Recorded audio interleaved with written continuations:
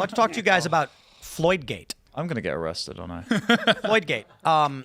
Many of you may be familiar with ElsaGate. So this is back in 2018, and we've had different iterations of this. This was back when there was computer-generated... Well, we'll start with the beginning. People started to realize that if you made a half-an-hour-long video where a woman dressed like Elsa, a man like Spider-Man, another man like Joker, and ran around doing nothing, you'd get millions of views. This was called ElsaGate. It eventually turned into computer-generated videos that were very disturbing being sent to children. The reason was that the algorithm was promoting Elsa, Spider-Man, and the Joker.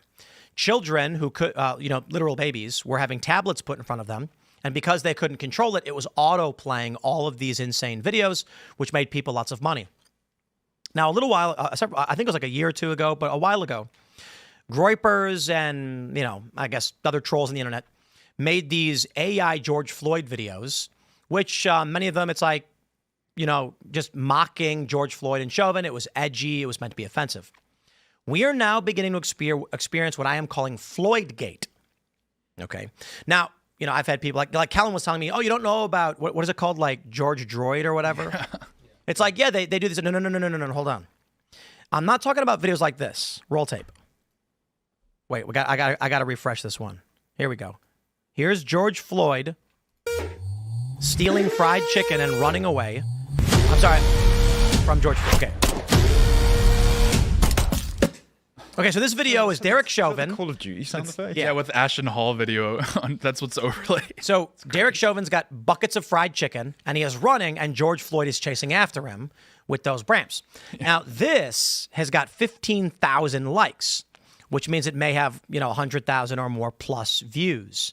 Now, of course, videos like this have existed for a while, and people say, no, Tim, the trolls and the groypers, they've been making these videos. And I'm like, no. I know that. Here's the context. I want to show you FloydGate, and this is FloydGate right here. So let me play this video. Dad. Good job. This is a really great example of what I'm talking about. This video's got 1,000 likes, so maybe it has like 40, 50,000 views. This is not a racist troll or a joke. It's literally just a home video of a baby saying "Dada," and they used AI to turn the dad into George Floyd. It is not making George Floyd break dance with Derek Chauvin. It is not showing George Floyd and Derek Chauvin kissing. It is literally just George Floyd watching a baby say "Dada" and nothing happens. My point is, on Instagram, there are videos like this with millions of views, hundreds of thousands of views. And I believe what's happened is, because of the SEO around George Floyd and Derek Chauvin, there are probably people in Pakistan, India, and Singapore or Malaysia or whatever who are like, if I want to get a big following, I'm going to make videos that fit with the algorithm. These people probably don't know who George Floyd is. All they know is search volume in the hashtags for George Floyd is probably in the tens of millions. So they start making AI-generated George Floyd videos that are not jokes, that are literal random videos. That's what ElsaGate was. When the first videos of Elsa started popping up, computer-generated random garbage emerged that was nonsensical. Videos of Spider-Man doing Tai Chi with Hitler, and it made no sense. That's what we're seeing now on Instagram. This is going to be really weird in the future because so many people are getting fed this algorithmic schlop, and their whole worldview is going to be built on videos of George Floyd as every character and every concept.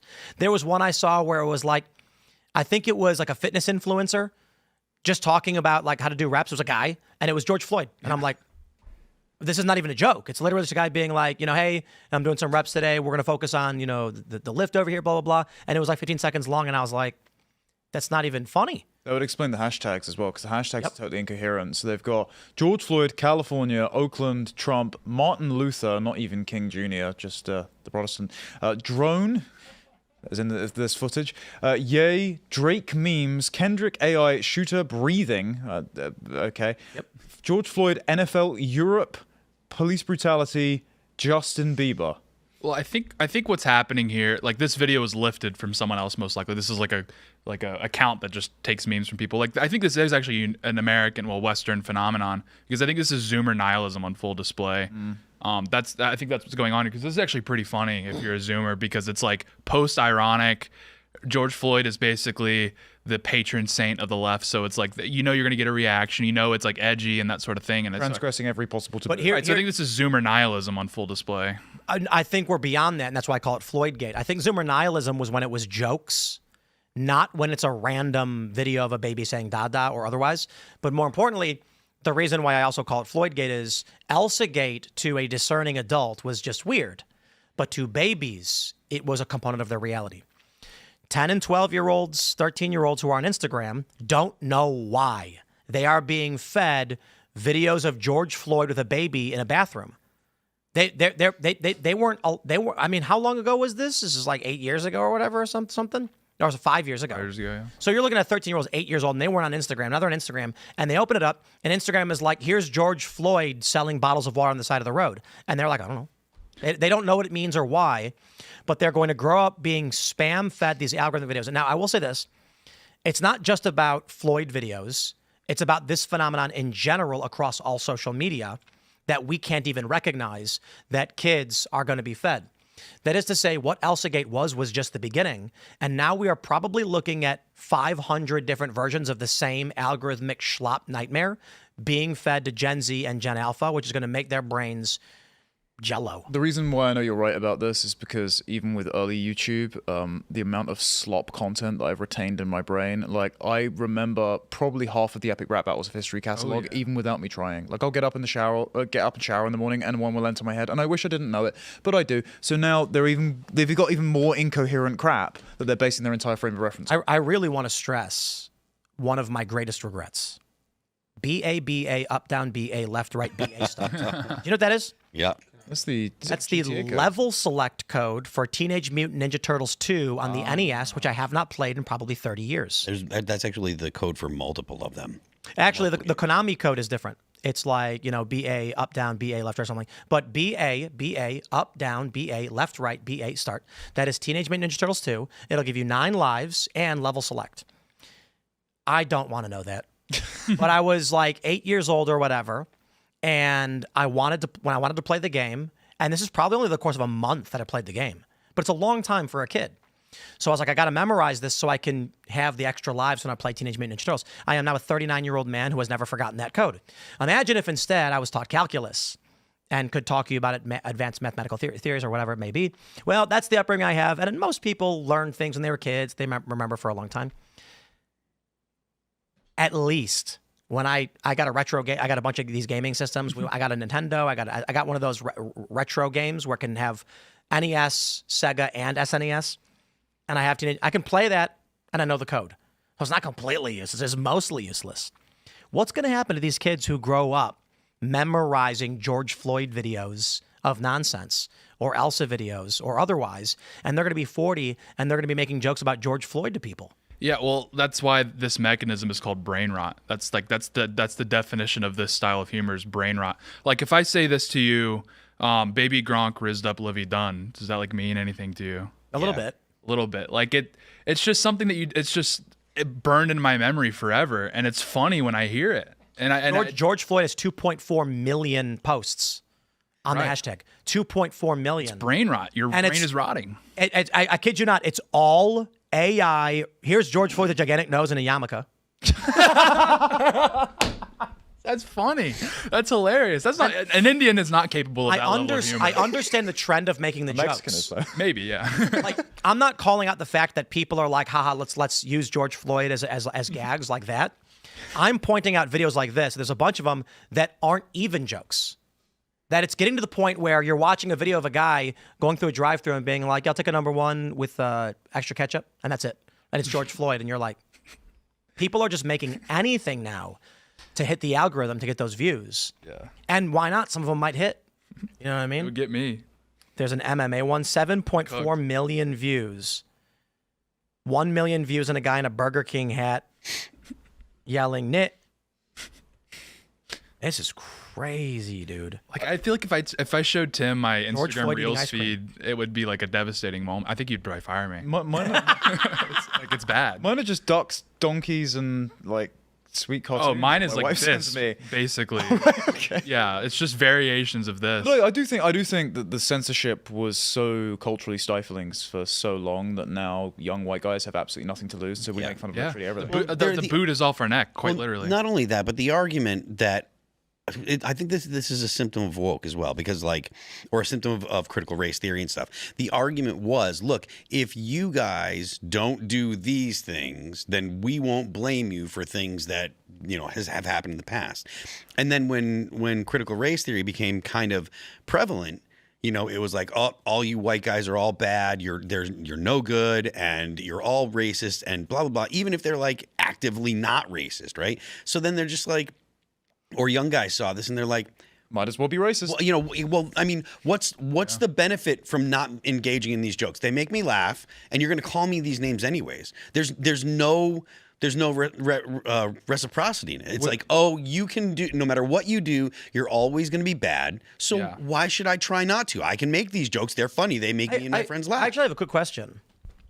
As I'm looking through all these George Floyd posts, one of them was political and talking about how Derek Chauvin is a political prisoner and should not be in prison.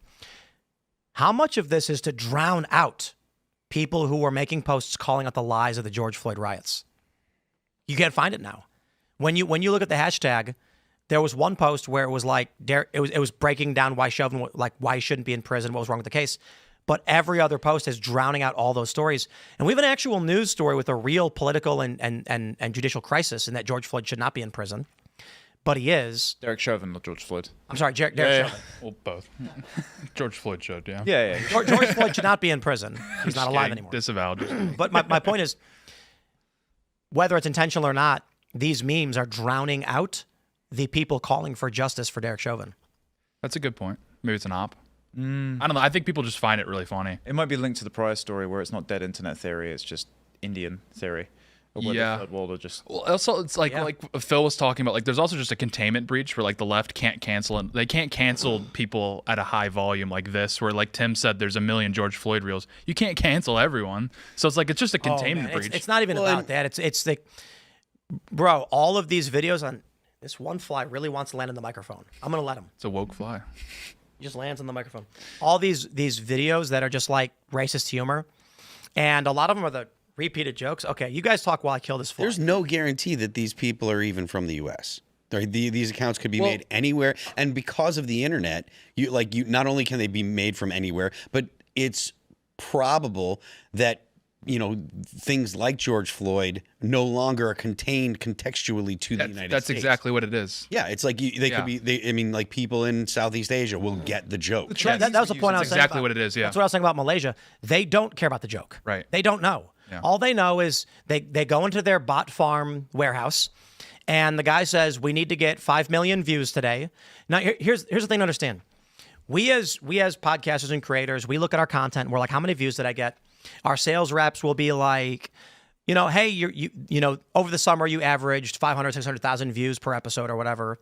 So we can sell ads at this rate. And we're like, okay. And we do sponsorships that can range from it could be like 5,000, 10,000, or for live events, we've done $100,000 sponsorships before. Big numbers. Based off of one company, small amount of employees. What they do in India is they've got 500 employees in one room, and they say, just get 100 views each, and we'll make $1,000. That's a lot of money for these people.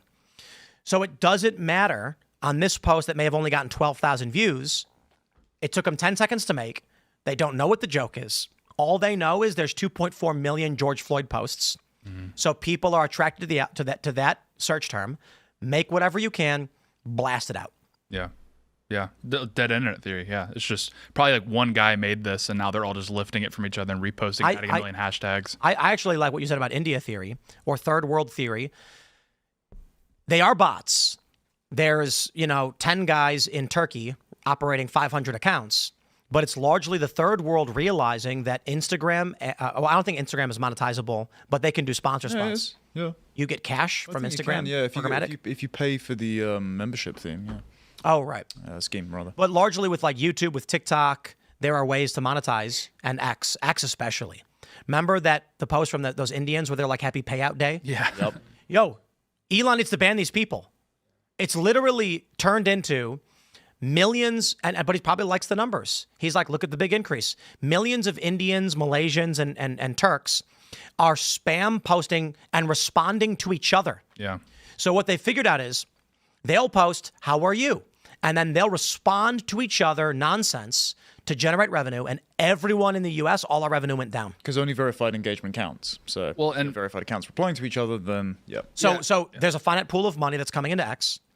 A bunch of third worlders started creating all the replies and generating all the views. And so the pool of money was spread out. And now we in America who make real content are getting less money. It's almost pointless. Right. I mean, revenue's way down on X and getting worse.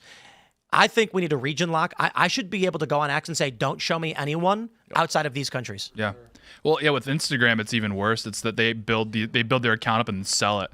Like you can go to these like black market Instagram buying pages or whatever, and there's millions of accounts listed on. There's like, I have 20,000 followers, and that's what the price is. It's crazy. Thanks for checking out this clip from Timcast IRL. Make sure to watch the show live Monday through Friday at 8 p.m. Subscribe to this channel, and we will see you all there.